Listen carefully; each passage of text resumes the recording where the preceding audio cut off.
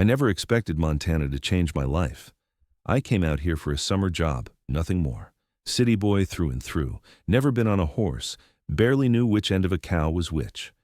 But my cousin worked at the Blackwater Ranch and said they needed help with the fence repairs and I needed the money for tuition. Simple transaction. 3 months of manual labor, fresh air, and then back to my real life in Seattle.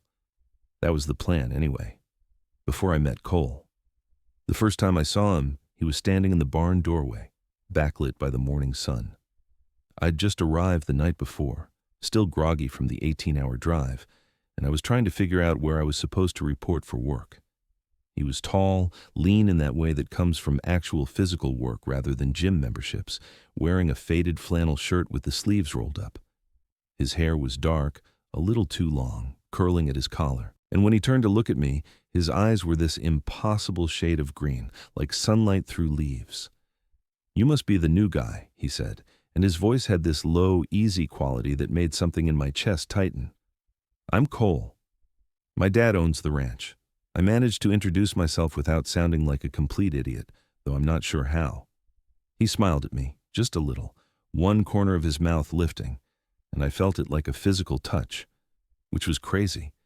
I'd been attracted to guys before, obviously, but this was different, more immediate, more intense. He showed me around that first day, patient with my ignorance, never making me feel stupid for not knowing the difference between a bridle and a halter. His hands when he demonstrated how to check the fence posts were capable and scarred, and I couldn't stop watching them. Couldn't stop watching him, if I'm being honest. The way he moved, economical and sure. The way he'd pause to look out at the mountains, something peaceful settling over his features. I told myself it was just a crush, harmless. I'd keep my head down, do my work, and go home at the end of summer with some money and maybe a tan. No complications. But Cole kept finding reasons to work near me. He'd ride out to check on how the fence repairs were going, always with some excuse about making sure we had enough supplies or checking the quality of the work. He'd linger, talking about the ranch, about the land, about nothing in particular. And I started to notice things. The way his gaze would linger on me, just a beat too long. The way he'd position himself close when he was showing me something, close enough that I could smell hay and leather and something clean and masculine underneath. I didn't let myself hope. Hope was dangerous. This was rural Montana, and Cole's family owned half the county. Even if he was interested, which I couldn't let myself believe, what future was there in that? 3 weeks in, everything shifted. We were working on a section of fence in the far pasture, me and 2 other guys. Cole had ridden out mid-morning, supposedly to check our progress, but he'd ended up staying, working alongside us. It was hot, the kind of dry heat that makes your shirt stick to your back, and at lunch, we all collapsed in the shade of a cottonwood tree. The other guys dozed off, worn out from the morning's work. Cole and I sat a little apart, passing a water bottle back and forth, not talking much. The silence felt comfortable, natural. I was watching a hawk circle overhead when he spoke. "You planning to go back to Seattle at the end of summer?" Something in his tone made my heart kick up. I glanced at him, but he was staring out at the mountains, his profile sharp against the bright sky. "That's the plan," I said carefully. "Got another year of school left." He nodded slowly, still not looking at me. "Makes sense. City guy like you probably can't wait to get back to civilization." There was something in his voice I couldn't quite read. "It's not so bad out here," I said, and meant it. "Quieter than I'm used to, but I'm starting to see the appeal." That made him turn to me, those green eyes intense. "Yeah?" "Yeah." My mouth was dry, and it wasn't from the heat. The landscape's beautiful. The work's hard, but satisfying. The people are... I trailed off, not sure how to finish that sentence without giving myself away. "The people are what?" His voice had dropped lower, and he was watching me like I was a puzzle he was trying to solve. "Interesting," I managed, "different from what I'm used to." The moment stretched between us, taut as a wire. I could hear my own heartbeat loud in my ears, could see the pulse jumping in his throat. Then one of the other guys stirred, mumbling something, and Cole looked away. The spell broke. But something had changed. I felt it in the way he watched me for the rest of the day, in the careful distance he maintained, like he didn't trust himself to get too close. That night, I lay in my bunk in the workers' cabin and couldn't sleep. Couldn't stop thinking about the way Cole had looked at me, the question in his eyes. I told myself I was reading too much into it, seeing what I wanted to see. But the hope had taken root now, dangerous and bright, and I couldn't quite kill it. The next few days were a special kind of torture. Cole kept his distance, which should have told me everything I needed to know. But then I'd catch him staring, or he'd find some excuse to talk to me, and the hope would flare up again. I was a mess, distracted and clumsy, and it's a miracle I didn't hurt myself with all the dangerous equipment we were using. Then came yesterday. I'd volunteered to check the fence line in the north pasture, the section that bordered the national forest. It was a long ride, and I'd only been on a horse a handful of times, but I was getting better at it, and I wanted the solitude. Needed time to get my head straight, to talk myself out of this impossible wanting. The ride out was beautiful. Late summer in Montana is something else, all golden grass and endless sky. The horse, a patient mare named Dolly, picked her way along the trail while I let my mind wander. Tried not to think about Cole, failed spectacularly. I found the damaged section of fence around noon. A tree had come down in a storm, taking out a good 20 feet of wire and posts. It was more work than I had expected, and I lost track of time as I cleared the debris and started on the repairs. The sun was getting lower when I finally stood back to assess my work. It wasn't perfect, but it would hold until someone could come out with proper equipment. That's when I realized I had a problem. The sky to the west had turned dark, bruised looking. A storm was rolling in, moving fast the way they do out here. And I was a good 2 hours from the ranch, maybe more, on a horse I wasn't confident enough to push into a gallop. I'd just started to pack up my tools when the first drops hit. Within minutes, it was a downpour, the kind of rain that turns the world gray and reduces visibility to almost nothing. Dolly started getting nervous, dancing sideways, and I had to focus all my attention on keeping her calm and trying to find the trail back. That's when I heard it, a horse's whinny close by, and then a voice calling my name. I turned in the saddle, squinting through the rain, and there he was. Cole, on his big bay gelding, riding toward me through the storm like something out of a movie. Thank God, he shouted over the rain. Come on, there's a line shack about 10 minutes from here. We need to get out of this. I followed him, trusting him to know the way, because I was completely turned around. The rain was cold, soaking through my clothes, and I was shaking by the time we reached the small cabin tucked into a stand of pines.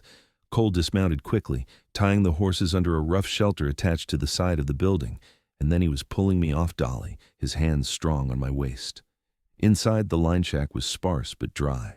One room with a wood stove, a narrow cot, some shelves with basic supplies. Cole got to work immediately, building a fire in the stove while I stood there dripping on the floor, still trying to process the fact that he was here. "How did you know where I was?" I finally asked, my teeth chattering. He didn't look at me, focusing on the kindling. "You didn't come back. Everyone else was accounted for. I knew you'd gone to the north pasture, and when the storm rolled in..." He trailed off, and when he finally looked at me, his expression was raw. "I got worried, okay? I got worried when you didn't return." The fire caught, and he stood, and suddenly the small cabin felt even smaller. He was soaked, too, his shirt plastered to his chest, his hair dripping. We stared at each other, and I could feel the electricity between us, almost visible. "You need to get out of those wet clothes," he said, his voice rough. "You're shaking." "So are you," I pointed out. He grabbed a couple of rough blankets from a shelf. "Turn around." We stripped with our backs to each other, awkward and hyper-aware. I wrapped the blanket around myself and turned to find him doing the same. Our wet clothes were draped over chairs near the stove, and now we were standing in a tiny cabin, barely clothed, with a storm raging outside and nowhere to go. "Cole," I started, not sure what I was going to say. "You scared me," he interrupted. "When you didn't come back. I couldn't stop thinking about all the things that could have happened, the horse throwing you, you getting lost, getting hurt." He ran a hand through his wet hair, agitated. And I realized I couldn't keep doing this, couldn't keep pretending. My heart was pounding so hard I could barely hear the rain. Pretending what? He looked at me, and the vulnerability in his eyes made my breath catch. "That I don't think about you constantly, that I don't look for excuses to be near you, that I haven't been half out of my mind wanting something I didn't think I could have." I took a step toward him. "Why didn't you think you could have it?" Because you're leaving. Because you're from the city and this is just a summer job for you. Because I'm the ranch owner's son and this is Montana and—" He stopped, swallowed hard. "Because I've never done this before. Never felt like this before, and it terrifies me." Another step. We were close now. Close enough that I could see the water droplets on his eyelashes, the way his chest was rising and falling with quick breaths. "You terrify me too," I admitted. "I came here thinking it was just a summer job, 3 months and then back to my real life.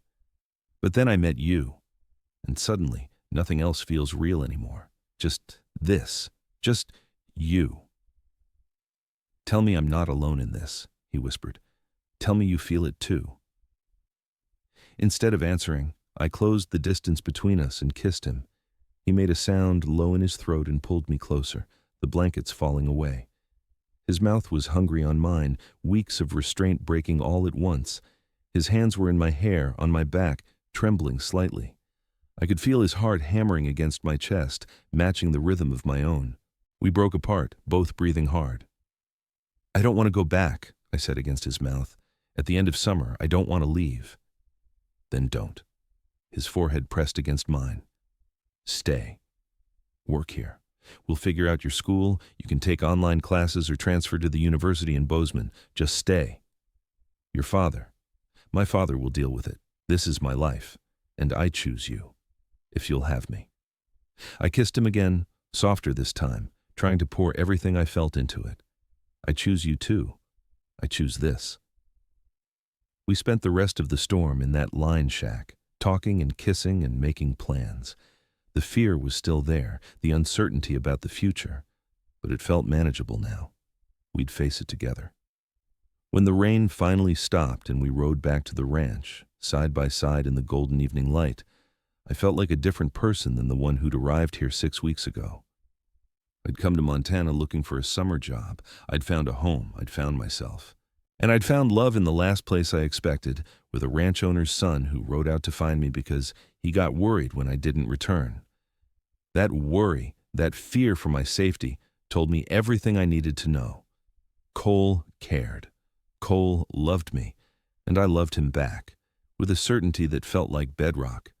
We still had challenges ahead, coming out to his family, to the community, figuring out the logistics of me staying. But as we rode toward the ranch house, our horses walking close enough that our legs occasionally brushed, I knew we'd figure it out. Love doesn't make things easy, but it makes them worth it. And this love, unexpected and fierce and real, was worth everything. Total char count, 13,194.